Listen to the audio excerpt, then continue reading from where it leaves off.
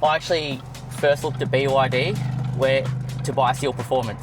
I was actually going to buy the Performance and suspension lifted. Every time you bring up BYD, they've got something to rebut you with. I can't see what's going to stop these guys at the moment.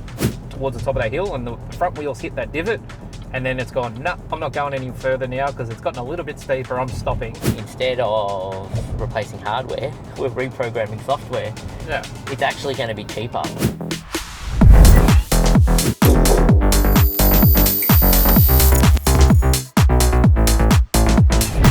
Alright, just pulling into his factory now.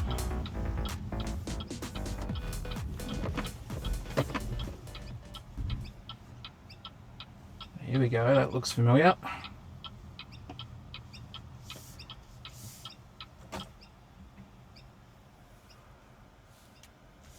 Who have we got here?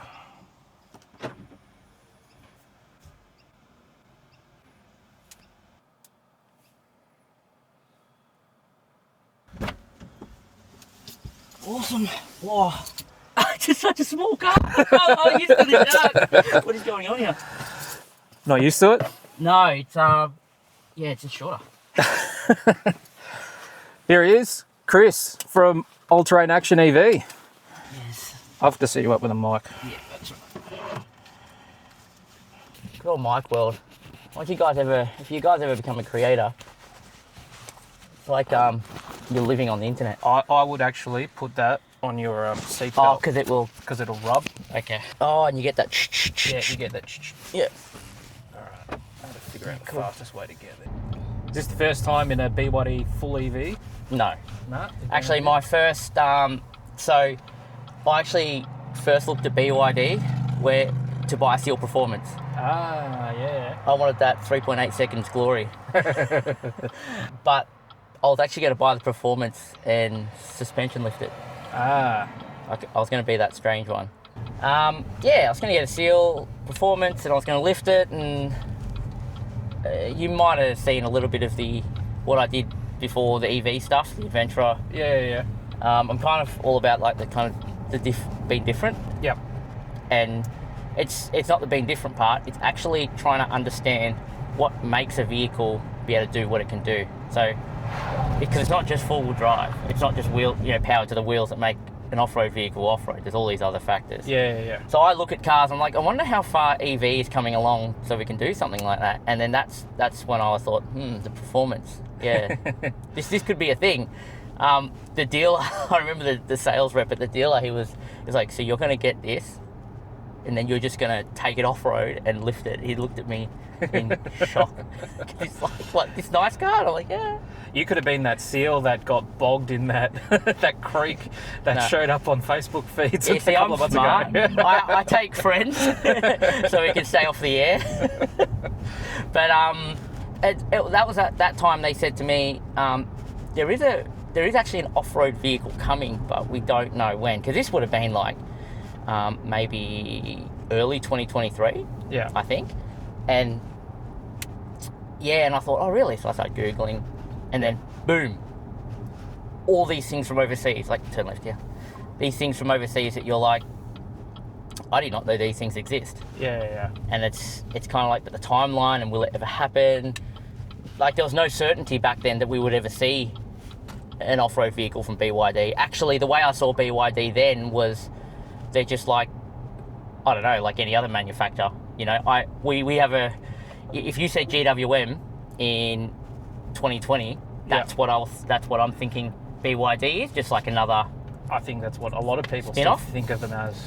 So I didn't really think much of it. And then when you kind of deep dive into this, you start realizing there's so much that could come, and we're like so far behind in Australia. And I think BYD have taken like this massive leap in the last 2 years to kind of push these vehicles onto our shores, and it's becoming more known now kind of what they are. Like, this is a nice car. If you took the badge off this car, right, and you're not a car person, okay, so you get someone in the car, not a car person, in, let's say, like a Uber X or Uber Black or whatever you want to call it, they would feel like they're in a Merc. Oh yeah, I didn't even know really a lot about BYD vehicles. I'd heard of BYD, but I used to drive a Ford Falcon, and I was due for a new one, and I saw this on this very road. I was driving home on where we are now, Peninsula Link or whatever you call it. Yeah. And I'm like, what is that? That is something that I like. It just wowed me. Like it was like love at first sight. I saw it like that is the sickest looking car I've seen in a while, and then Googled it and then saw the price. I'm like, no way. Test drove it, bang, pretty much ordered it off the lot. You're right. Like the way people saw GWM in like 2020 or even before then is sort of, I feel like that's the first impression people get when they hear BYD, Chinese EV maker or Chinese car maker. But it's not that. It is so not that. And I think now with the sales starting to pick up with the Shark, people are starting to realise, yeah, these guys are legit. Like I honestly don't set them apart in terms of an automaker from all the main legacy ones like your Mazdas. And I mean, there's certain things that they just can't match up to yet, like Toyota's reliability and things like that. They haven't got that reputation because they just haven't been around long enough. And what you said there, they can't match up. They just haven't been given their opportunity. Yeah. So this is their run. Yeah. Like you got to look at Toyota when they first started making cars and bring them into Australia. Like how did things feel back then? Like the start of something. Exactly. 3 decades from now, it's going to be insane. People are expecting 30, 40 years of reputation and history in 2 years. It just doesn't work. You got to give it time. There is a bit of a leap of faith you got to take and sort of just believe in it. I myself did my research into it, and I'm comfortable taking that leap. But I do see why some, rusted on Toyota fans, Ford fans, or whatever, can't do that. Yeah. I mean, if you look at BYD in the 2-year window, they've probably done what a lot of our top automakers have done in the last 5 years. Like in terms of the variety of vehicles, how much they've built up their brand. So starting with shared dealers, now having their own dealers, now with Denza coming. It's just like I walked into. So it was the first time I actually walked into the new Dandenong dealership down here. Yeah. And I was just like, this just feels really nice. Like it was a concierge. I drove in. Yeah. Concierge service coming into service. You literally get out your car, you go in, you give your details, they give you a loan car and you drive away for the day, and they just send you a link to make your payment for your service, and then you come pick up your car and it's done. Like they walk you through what they did in the service.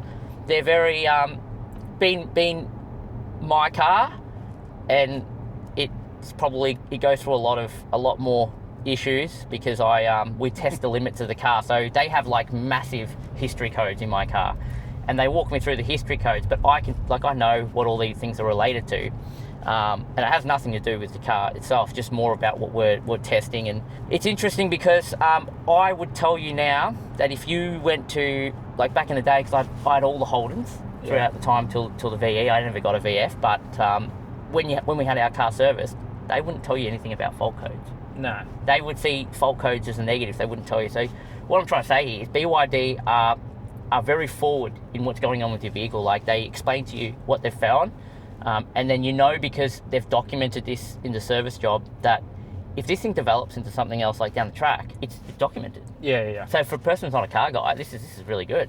And look, these are things I'm looking at in terms of the brand. Other people wouldn't look at this, but I do, because for me, that determines what my expectation is going to be out of the brand for the consumers.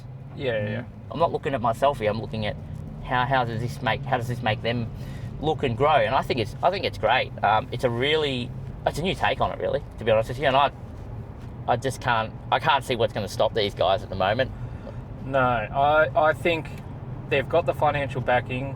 I think that's probably the one thing that people are worried about. Oh, who's going to survive? BYD's going to survive. Like, there's no question about that. If you know their financial history, they're as big as Ford financially. They've got as much money in the bank, in R&D, in assets. They just haven't got the footprint or the volume. That's all. But in terms of dollar value as a company, they've got as much money in the bank as Ford. So if you're expecting BYD to fail, it would be like seeing Ford fail. That's what it would be like, and it's just not going to happen. And like, they've got the runs on the board in Australia. They've had, I would say, the best head start of any newcomer to the Australian market than anyone else. And there's more brands coming in, but none of them have got the head start that BYD has. So they're going to be here for the long haul. And keep in mind that BYD have over 100,000 engineers, and I know at least 10,000 of those are PhDs. That this is, whatever you were seeing now is just the beginning. It's just going to keep going and going, and I don't think any other company is going to get to the level that they will as fast as they will.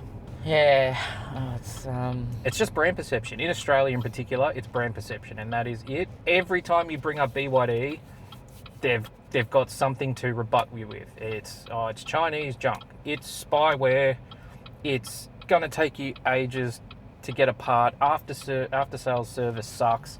There's always something. There's going to be a point, and I actually reckon it'll be in the next 12 months, where all of those rebuttals just don't exist. Like, you can't say after sales service sucks because they've got 150 dealerships now around Australia, which they're going to have by the end of next year. You can't say, what the hell are they doing? Oh my God. I've got to record this. That's so you guys can see what I'm seeing. There is a car that's sort of just in the middle of the intersection? in the middle of the intersection that's just cut in front of everyone. So they're going to want to go straight in a second Yeah. on the other side. Oh God. They were about to go. So, yeah, that could have been... So in terms of parts, like, that's the other rebuttal that everyone has. It takes forever to get parts. They've got a 20,000 square metre parts warehouse that's opening up in the northern suburbs of Melbourne that's nearly done. Once that gets stocked, that's pretty much non-rebuttal anymore. And they're carrying stock, like all those bloody news articles. Like, again, they're trying to turn it into a negative. All those cars in that water park, car park and whatnot, they're bucking the trend. Like, as a buyer, you don't want to have to wait 3-4 months for a car. The parts thing, though, I don't agree with the parts thing. I actually haven't had any problem getting parts. I haven't either. So... But I know other people that have. So we've done a couple of CVs from testing what the maximum height we can lift a shark to, and I've had no problems getting these within 3 days to 5 days. That's for a CV, that is. I got a headlight the other week, freighted to me from Melbourne to Queensland in, I think it was 2 nights, but that had to do with freight. It was available same day pickup. Here, if I was in Melbourne, I could have got it. I could have gone and picked it up. So I don't know, because even with the stuff, with what happened with my Shark, we needed to replace some subframe bolts, and we could get those. Yeah. So they have a massive catalogue that you can go through, and they exactly can point to which part you need. And it's not, I don't think the parts issue is a problem, because if it was, I'm telling you now, I would have discovered that with everything that's happened. I've had 2 major faults with this car. I got rear-ended, and my whole back end had to get replaced. New boot lid, new everything. It took a month to get parts, and then it took another month to get labour because it was over New Year's and everyone was off Christmas. So a month for a whole new back end, I think, is quite reasonable. I know for a fact that other cars in BYD's range take longer than that. I also think the other problem is a lot of smash repairers in particular haven't worked on BYDs before, so they haven't got the parts supply chain for those particular cars set up within their own businesses. I was lucky enough to go to Sheen in Cheltenham, and they're an authorised BYD repairer. Now, if you have an accident and you go into Sheen Cheltenham, the whole place is just filled with BYDs. That's pretty much 90% of all the cars they repair. They've got, they can get parts turned around instantly. And I think that's the other factor that people don't take into account, who you take it to. Some people, like, they've never worked on a BYD before, they're not holding stock or anything like that. Whereas guys like Sheen would have parts in stock. Like, I was there and they had boxes of reinforcement bars on the shelf. So if you needed something like that, that was just there. Yeah. So, yeah, picking the right repairer is one thing, but I think the parts warehouse that they're opening up is going to be a game changer, and I think that's going to fix a lot of the supply chain issues for non-partnered smash repairers. Yeah. You can take it anywhere. It's just some will get parts faster than others just because they know how to do it better. Yeah, the relationships, they do help. What do you reckon of the Atto 1? I don't think I know enough about it to make a educated opinion, but First thoughts? First thoughts, I just like the yellow one because it looks like a mini Lambo. Yes. Can I say that without upsetting people? Like, I'm not trying to hurt the people. I said that in my review. Look at the lights, like the lights, guys. That was the first thing I noticed. Like, that was pulled straight from the Lambo design language, and some people roasted me for it. And the colour. So you get the lights, and then you add the colour. Yeah. It's just like, whoa. Yeah, that's it. Like, it's a $23,000 mini Lambo. I don't understand. From the front. That's it. Yeah, I don't know. That was interesting. I was just like, yeah, that's attractive. I kind of just want to buy one for a run around for our office to see what it might be like. I shared one of your videos on my channel the other day because I reckon it's just fascinating stuff. But I reckon you said before, like, we're a little bit behind with what we're doing with EVs, but I think the work that you're doing on the Shark is going to make us leapfrog to the top of that pile, because I don't think anyone in any other country is doing with the Shark or with any EV as what you're doing with the Shark right now. So, like, give the guys a bit of an explanation of what you've done with the Shark and what it can do and what you're hoping it can do when you're going forward, I guess. Okay, so let me start with why, so people can understand. I think the Shark out of the package is a really, really good utility car for like a tradie or like a small family that wants a dual purpose car. Yeah. But with my background, I want something to work differently the way I want to use it, because I actually want to make the Shark do things off-road that people are saying currently it can't do. And my theory at the beginning was kind of trying to build a proof of concept to show it's actually not the hardware and not the EV technology that's not able to do this. It's actually how these cars are programmed. Now, it's not a stab at any brands, any EV brands at all, with the way that they're making or programming these cars. Car manufacturers don't make cars because they love you guys. They make cars to make money. And what they need to do is make a car that's going to sell well. That's probably the most top priority, if not the safety aspects. What they've done with the Shark and all these other cars is they've made a car that an everyday driver can jump into, test drive, and love it and drive it and want to buy it. Coming back to also what I said before about test driving. So, and because of that, for example, and I'll just try and keep this as brief as I can, it's like as soon as you jump in the driver's seat of an EV does not naturally creep forward. So in a nice car, in an auto, when you've got nothing, no input on anything but you're in drive, it will creep forward. But it's creeping forward not because a nice car's made to creep forward. It's creeping forward in a nice car because that's how the automatic transmission works, okay? But when it comes to an EV, if you had nothing on any input, technically an EV will stay stationary, naturally. So what they've done with an EV is they're like, well, everyone's used to creep in an auto. So they've added this feature, they've programmed this feature into the EV, so it'll creep when you do that. Now, this is just one example of many things they've had to program into an EV to make it feel like a nice car. Some will ask, well, then why have they done this? And the reason they've done this is because if you're ever put in a situation where you're unfamiliar with something, you're not likely to A, like it, and B, want to buy it. It's because you don't understand it. So just talking BYD, they've gone, well, we need to make sure we stay as close to a ICE car feel as we can, all while delivering the EV beauty, okay? So what I'm basically doing is taking away all this software emulations to make an EV feel like an ICE car.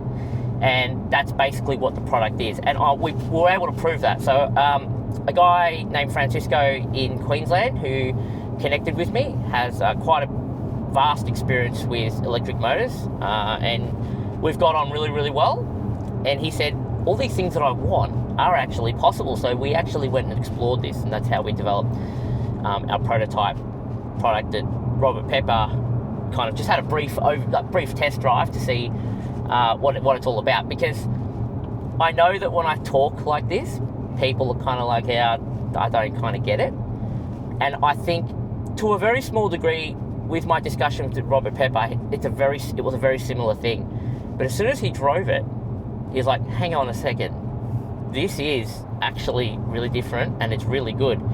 And I'm not sure to what degree his experiences are with EVs, but he basically had the opportunity to drive an EV that is naturally almost pure with no software alteration. And it's a different experience. If you're not a technical driver, it would be something that would frighten you. I'll give you a scenario that would frighten you. If you jumped in a non-software made EV and accelerated, hit a bump, if your foot on the accelerator pedal jumps back and jumps forward really quickly, the car will shake because you've just gone from, like, say, 50% throttle cruising to 65 and back to 50. What BYD would have done to prevent that shake from happening is actually blend the input command over a period of time to work out a smooth pick up and a gradual slowdown. Yeah. Another example would be if you come to a stop in an EV that has no software really monitoring it, you have the potential with regen to actually have like an elastic band effect, so that as you're coming to a stop, even though you come to a stop, you'll actually bounce off the stop and roll back because of the negative kind of force. And what EV manufacturers do to stop that is, as you're coming down, as soon as it detects you get to like 2 kilometers, 1 kilometer, it actually applies brakes. It commands the brakes to apply. So that's actually not the car stopping on itself. That's actually the car brakes physically attaching to your rotors to make you come to a stop. So all these things are just ways that EV manufacturers are making cars feel more normal, and I'm just taking them away basically, so we can actually utilize the actual benefits of what EV brings into off-road, into the off-road aspect of things. That's my field. And there are some things we can't compete with legacy four-wheel drives off-road with EVs, but there are benefits that we can get that kind of make the weight come back to balance, in my opinion. Yeah. The biggest one that I saw, I'm not a wheeler or anything like that. I basically do no four-wheel driving or anything like that. The front rear bias setting. So you have a dial in your system that allows you to control exactly how much power bias and torque bias there is towards the front axle and rear axle. Is that something that any other four-wheel drive can do right now? Like to that level of granular control? Not to my understanding, because you can't. You would have to be able to adjust the transfer case in a four-wheel drive to change your gear ratio, and since they're physical gears, I can't see how that's possible unless they do like a CVT design. But then that would be very weak off-road, because CVT setups aren't really ideal for that type of use. I think that's a power that not having a physical connection between the rear axle and the front axle can give you, and particularly like you've got individual motors on each of the axles. You should be able to control what each of those motors do at any given time, and this is what this system does and what he's been able to unlock. Yeah, like you said, if you had a transfer case with differing ratios, you might have 1, 2, let's say 3 different ratios, but like what's the torque bias between that? What you're talking 25-75, 50-50, and then 75-25 the other way. Whereas with this, you could have 90-10, 80-20, 70-30. You could have 65-35, 50-50. You have complete granular control down to single-digit power control on each axle, depending on what situation you're in. That's, in my mind, like crazy. Yeah, I think, okay, so we've just started calling it torque biasing. We can blame me for that. Because you need a word for it. Yeah, I need to explain just this so people actually understand. We're not actually technically torque biasing, we're actually axle retarding. Yeah. Because the Shark, I'll just keep it to flat numbers. The Shark has 300 kilowatts, let's just say, total combined. Yeah. Let's just split it down the middle and say the front motor is 150, the rear is 150. I know it's not, but just to keep it simple, we cannot make the rear axle do 300. So when we do 75 at the rear, 25 at the front, we're actually just retarding the front motor and causing the overall value to bring 75% of that available power to the rear. So I know there's been a few people have gone, it's technically not real, and that's actually correct, and that's our fault because we've just called it this. But if you take that away for a second, okay, in your example where you're saying you might be able to have multiple gears, let's just say that you could have different gears in a transfer case and switch between biases. Yeah. The first problem is that you would have to come to a stop. Yeah. To change the gears would have to change internally, okay? We can be climbing up a hill, and if you're a technical four-wheel driver, you can actually read tracks. You can actually go while you're driving and adjust the axle retarding, we'll call it, to whatever you want based on the terrain, which means you have that control to be able to suddenly just go, we need pretty much little amount of power at the front right now because we want to shift the car a direction to where we're steering and go heavily rear wheel bias while you're driving it. Yeah. So the pedal input then becomes part of the dial input. It's like a third input. Oh, yeah. So that's kind of where this is going. I was thinking about that last night. When you say 25, 75, like there's a certain power limit per motor, and for the Shark, like you said, it's like 150 or 200 kilowatts. So you can't go above that. No, we can't. We can't make something. We can't make hardware do more than that. Yeah. So if it's 200 each, then what you're doing is reducing the front axle down to 100 kilowatts of power, and then you've got like a 66-33 split between the front and rear, because you've reduced the power on the front, most of the power is coming from the rear. But having said that, you might be reducing the power from each particular motor. You're still getting more power and torque than what you would out of a conventional ICE car, because when you activate the transfer case and you've only got a 200 kilowatt engine, you're dividing that between the two axles. So you're only getting really 100 per axle, whereas you're getting 200 because you've got an individual motor on each axle and you're only reducing one of them down. I still think it's incredible. And just thinking four-wheel drive aside, how this would apply in a road car as well. And I reckon this could do wonders for things like efficiency, for highway driving, track racing, being able to have one car that can drive as a front-wheel drive or a rear-wheel drive or an all-wheel drive at any given moment with just a flick of a dial. And I know Seal Performance sort of has that at the moment, because you can put it in eco mode and that puts it in front wheel bias, but if you put it in normal mode, it turns it into all-wheel drive. So there's no real way to make it just a rear-wheel drive car, which in some racing applications you might want. Opens up so many doors, so many different worlds and so many different opportunities that you're only just scratching the surface of. But like I said, you're going to put Australia at the forefront, I guess, on that type of development, because I can't, apart from guys that, retrofit electric motors into existing ICE cars and things like that and fully program it from the bottom up. That's cool stuff too. Yeah, there's no one's really doing it with existing cars. There's a few in America that are doing it with Teslas, but that's just a Tesla. That's just one car. It's not off-road capable. Whereas these BYD cars,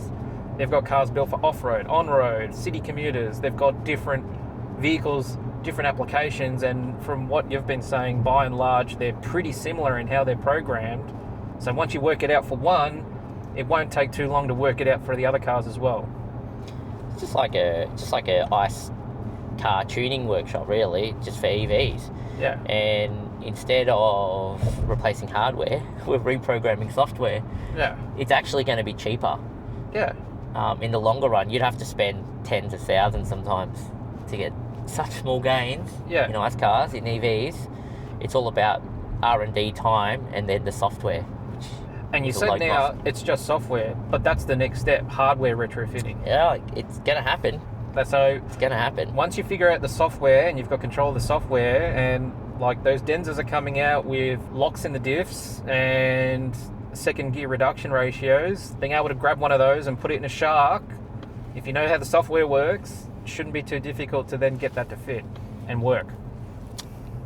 Can I just touch on the B5 and the Shark for a second, just really briefly? Yeah. I can actually give you guys a 90% explanation as to why the Shark couldn't climb what I call the car expert hill. Yeah. And why the Denza B5 can climb the car expert hill, and it has zero to do with better traction control and zero to do with diff locks. Oh no, I did it without any locks on. Right. No, and I saw your video, and I said, as soon as I saw that, I said I knew it. And I know why. When we calculated the output torque of the maximum on the rear motor, its reduction gear that is there, the single speed, we worked out the Shark with about 100 Newton meters short of torque on the rear. Because the B5 has a bigger rear motor, this is the reason why I was able to complete the car expert hill the way you did, simply because of another 80 to 100 Newton meters of output power on the engine. That's it. Not the dual range gear selection, nothing like that. Purely that only. Because when you work out the gradients, and I haven't seen car expert hill, so it's like the beer o'clock hill. You see it on video and then you go to it, the different things. So I just presume that's the case here. According to car expert, that's a 30-degree gradient, which is what? Yeah, different. So, but that doesn't really make sense, because I calculated based on all the specs and science for climb, multiplied, all the fancy calculations. It works out to be the shark should be able to do about 32 degrees.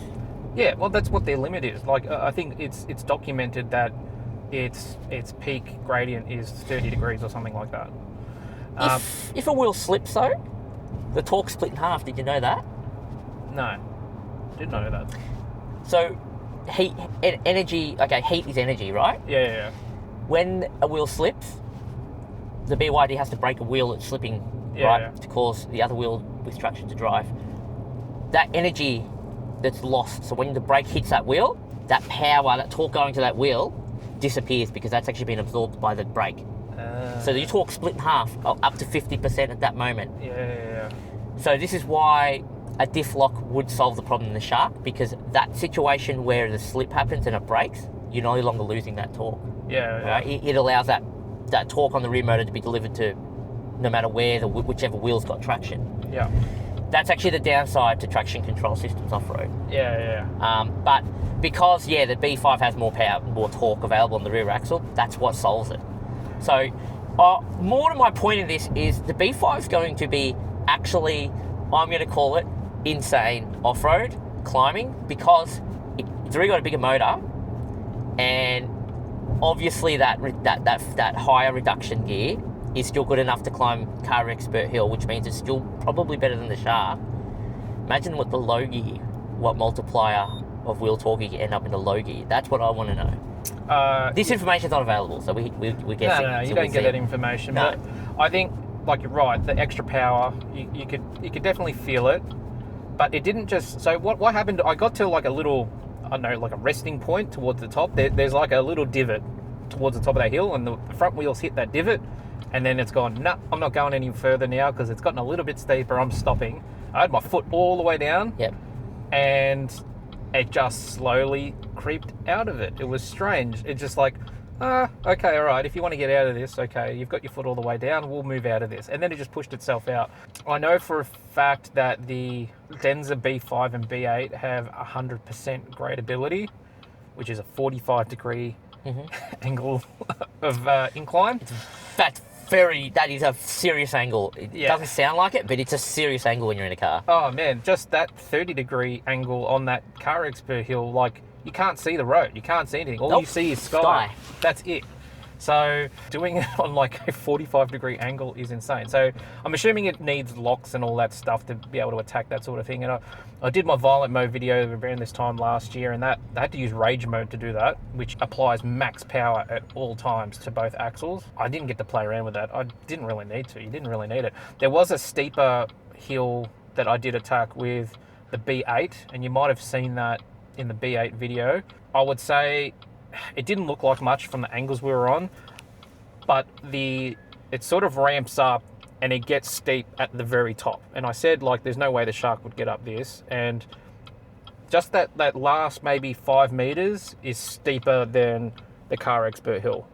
And just, it got the front axle over the lip and it just sailed over. It was like it wasn't even there. It wasn't even an obstacle. I had the rear lock on and low range. It was just a breeze. And because it had like DSUS-P, like, it was just flat, it wasn't bumpy. It was a rut. There was a massive rut in the middle of it. Didn't even feel it. It just went over it like it was nothing. It was crazy. I reckon you'd love it. Like, DSUS-P with locks at low range, like, with the amount of Ks that you've chucked in the Shark, you're going to jump into that and just go, like, I can't even believe these two cars are just even related. I've done it. I looked at all BYD's DSUS. They've got, I think, 5 or 6 different variants in that suspension, the hydraulic suspension range. It's just insane what they're doing. We actually got the decent one. I think that's the third best. DSUS-P is the third best for leveling terrain management. Yeah. So the P is hydraulic, I think. Yeah. P is hydraulic. There's 2 variants of the P, but I believe, from my understanding, it's the same hardware. It's just the P Premium, which is on the B8, has like AI camera technology, so it can actually look at the road surface ahead of you and adjust firmness and stiffness before you get to it.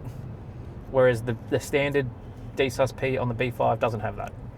Yeah, I read that. No dampening options. Yeah, there's on the no B5 Yeah, Leopard. there's no stiffness options or anything like that. You can raise ride height, lower ride height, and you just get the standard softness of hydraulic suspension. Yeah, I was so torn between buying a B8 or a B5 Leopard, but if I got a B8, it would be a road car. Well, that's the thing. Like, I'm buying it as a family hauler, not so much for its off-road Oh, capability. hang on, you are buying it. Oh, I'm thinking about it. We got him, guys. He's just giving us... Don't tell my wife. I'd be buying it as a family hauler because, like I said, I'm not a wheeler, but it would get me into it, I guess. Now I've got a car that's capable. I might Yeah, you go actually to the start campground, do a couple of light reviews.